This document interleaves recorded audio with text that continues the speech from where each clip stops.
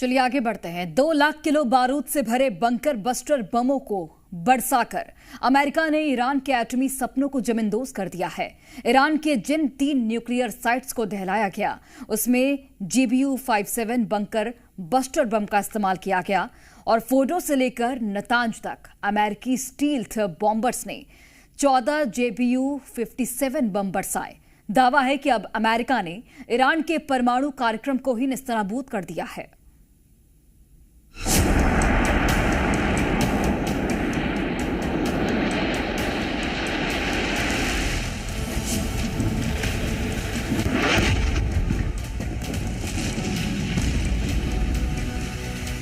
Iran पर America का 1,80,000 kilo का बारूदी धमाका। फोर्डो खत, ईरान नहीं बना पाएगा बम। नतांज तबाह, इस्फहान भी धुआं धुआं। जो इजराइल चाहता था वो अमेरिका ने कर दिखाया।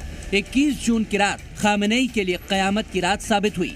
ईरान में जब घड़ी में रात के 2:30 बज रहे थे तब अमेरिका ने ईरान के 3 न्यूक्लियर सेंटर फोर्डो, नतांज और इस्फहान को धमाकों से दहला दिया। अमेरिका ने अपने सबसे advance fighter jet B-2 stealth bomber से GBU-57 बंकर बस्टर बमों की बारिश कर दी।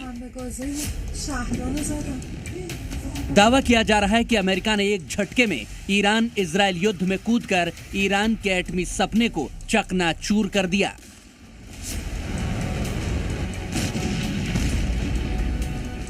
We devastated the Iranian nuclear program. But it's worth noting the operation did not target Iranian troops or the Iranian people. For the entirety of his time in office, President Trump has consistently stated for over 10 years that Iran must not get a nuclear weapon. Full stop. Thanks to President Trump's bold and visionary leadership and his commitment to peace through strength, Iran's nuclear ambitions have been obliterated.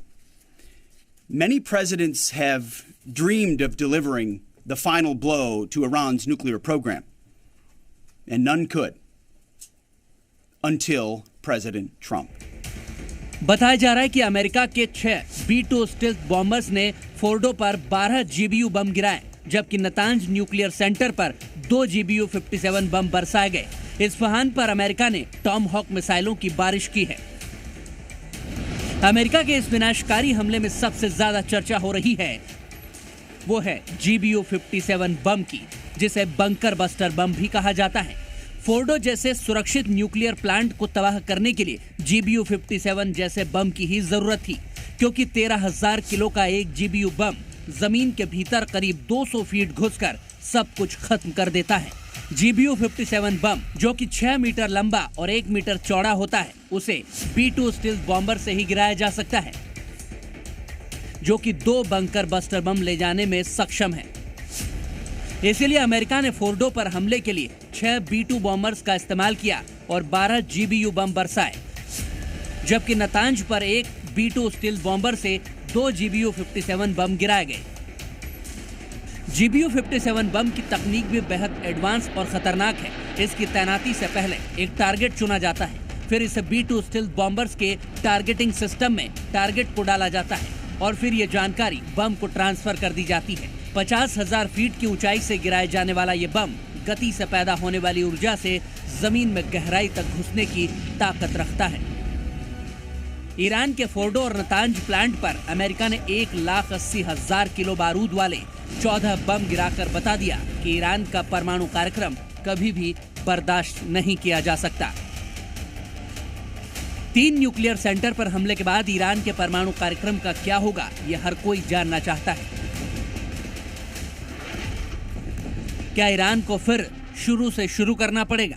हमले से बौखलाया Iran ये दावा कर रहा है कि उसने अपने परमाणु ठिकानों को पहले ही खाली करा लिया था।